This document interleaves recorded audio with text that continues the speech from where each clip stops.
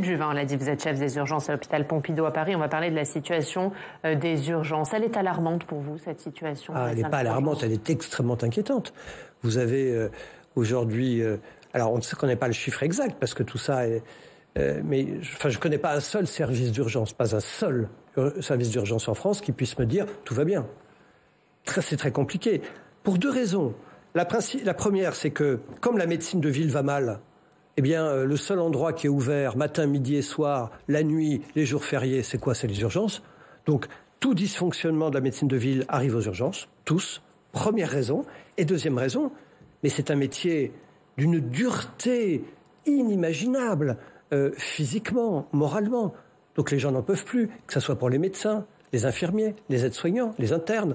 C'est un métier très difficile, passionnant, mais très difficile. Et c'est pour ça que les gens disent...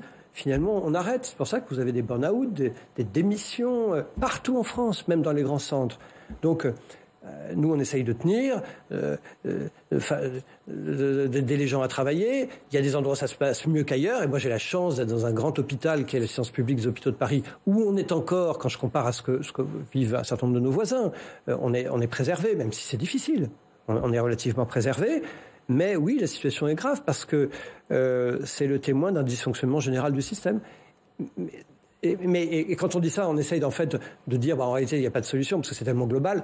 Mais il y a aussi un sujet spécifique aux urgences. Moi, par exemple, je crois que ce n'est pas normal qu'aujourd'hui on puisse aller aux urgences comme ça, librement, à 2h du matin parce qu'on a un bouton sur la fesse droite depuis 3 mois. Tiens, à 2h du matin, je vais aller consulter. C'est ça les urgences. Ça, c'est pas normal.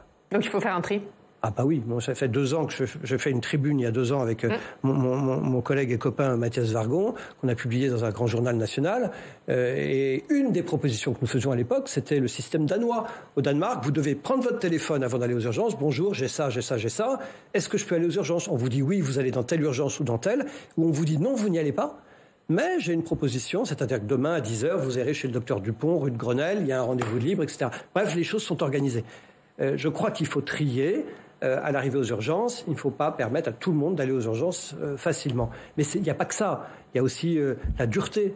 Moi, je crois que les urgentistes qui travaillent nuit et jour, vous comprenez ce que c'est. Moi, je fais plus de garde la nuit. J'ai arrêté, et donc je fais plus de garde la nuit. Et donc j'ai une pensée pour ceux qui continuent à en faire.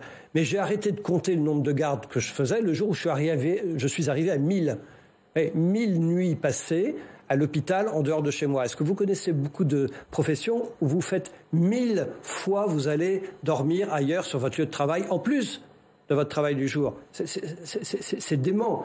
Est-ce qu'aujourd'hui, cette situation... Les urgentistes doublent la nuit, double de ce qu'ils sont payés aujourd'hui, double. Sinon, ils arrêteront de travailler.